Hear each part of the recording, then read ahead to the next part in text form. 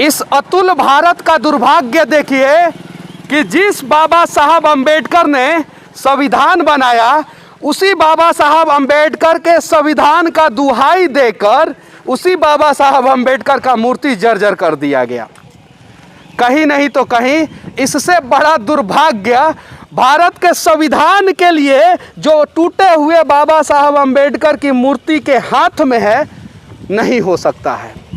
बस विनती करूंगा इस देश के यशस्वी नेताओं से, जो बात बात में बाबा साहब अंबेडकर की बात करते हैं, कम से कम वो इस बाबा साहब अंबेडकर की मूर्ति की स्थिति सही करे और जो भी उचित निर्णय हो वो उचित निर्णय करके और इस बाबा साहब अंबेडकर को इस बाबा साहब अंबेडकर के ही संविधान से न्याय दिला दे।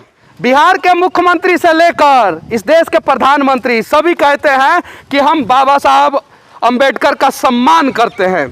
क्या इस प्रकार से सम्मान करते हैं? अगर करीब से देखा जाए तो बाबा साहब अंबेडकर के आंखों में आंसू है।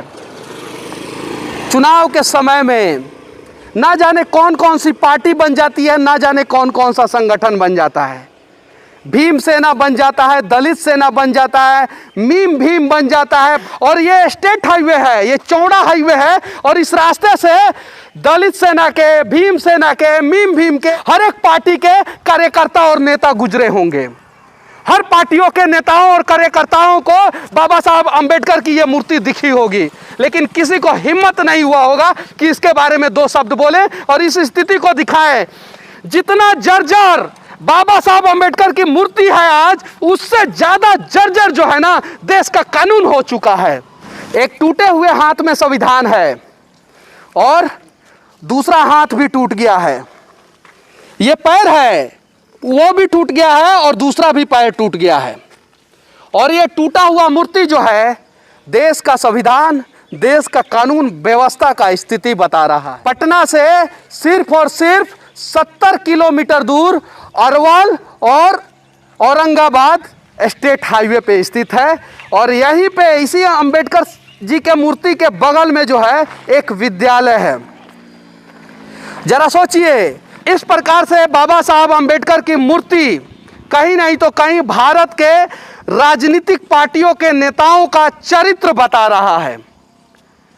चुनाव से पहले बड़े बड़े वादे और बड़ी बड़ी बातें करने वाले नेता एक बार इस मूर्ति की स्थिति देख लें और जो भी उचित हो वो कार्रवाई करें, वरना इस चौराहे से इस मूर्ति को कम से कम हटा दे। क्या नाम है चाचा आपका? विजय कुमार। इस मूर्ति की स्थिति जो है उसे देख के दुख नहीं होता है आपको? बहुत ज़्यादा दुख है। मैं देश के प्रधानमंत्री नरेंद्र मोदी और बिहार के मुख्यमंत्री नीतीश कुमार जी से विनती कर रहा हूं कि अंबेडकर साहब की मूर्ति की स्थिति इस देश के किसी भी कोने में इस प्रकार से नहीं होना चाहिए।